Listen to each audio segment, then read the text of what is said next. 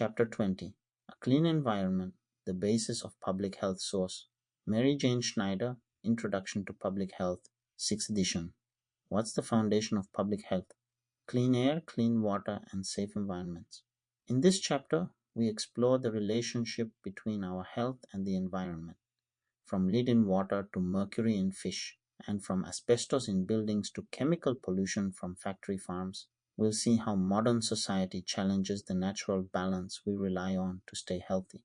The role of government. We often think of health as personal, but environmental health is collective. Clean water and waste disposal are public systems, not personal chores.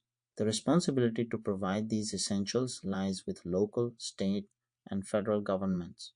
That's why the U.S. Environmental Protection Agency was created in 1970 to enforce standards, conduct research, and monitor pollution nationwide. Environmental hazards. Environmental hazards come in many forms. Radiation, not just from nuclear disasters, but from natural sources like radon gas. Mercury, released by coal-burning power plants and accumulated in fish. Lead, historically from gasoline, paint, and water pipes.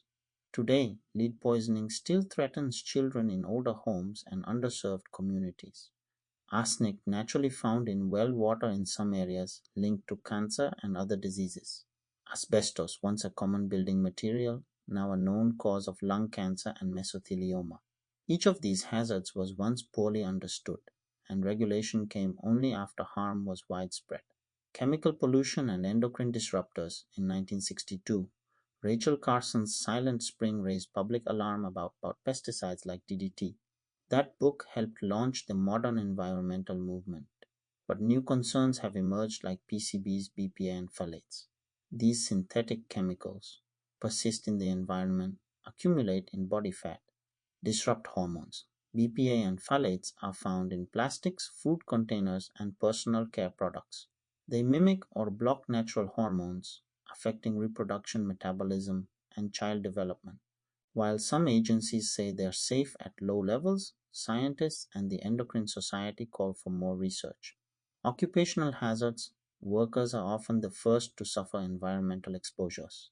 Historically, scrotal cancer in chimney sweeps, bladder cancer in dye workers, lung cancer in copper smelters exposed to arsenic, nerve damage in shoemakers and dry cleaners.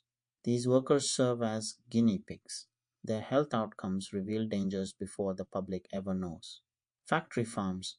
A new threat. Modern factory farming or concentrated animal feeding operations creates massive amounts of waste.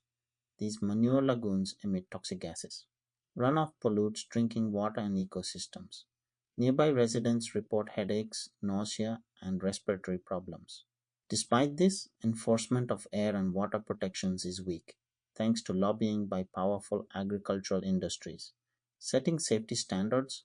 Tens of thousands of chemicals are used in the US, but most haven't been fully tested for safety. Agencies like the EPA, OSHA, FDA, and USDA regulate environmental health, but the process is slow and politically charged. Every new standard involves scientific testing, economic analysis, legal pushback, and because each chemical is regulated separately, progress is sluggish, balancing risk and regulation. So, how safe is safe? Public health must weigh risks against costs. Strict regulation of one toxin may leave others unregulated. And while overregulation can stall innovation, underregulation leads to hidden harm. Different administrations have different priorities. The Clinton and Obama administrations focused on health protection. The Trump administration rolled back dozens of environmental rules, citing economic impact. Public health thrives when regulation is science-based and when environmental justice is part of the conversation. Conclusion. Clean air, water, and soil aren't luxuries. They're essentials. Environmental health is one of the oldest public health functions and still one of the most important. As the world changes, new toxins and exposures emerge. That's why we must stay informed, hold industries accountable, and support strong public health systems.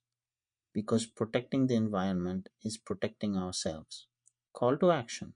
This video is based on Chapter 20 of Introduction to Public Health by Mary-Jane Schneider Jones and Bartlett Learning. If you found this helpful, share it and drop a comment.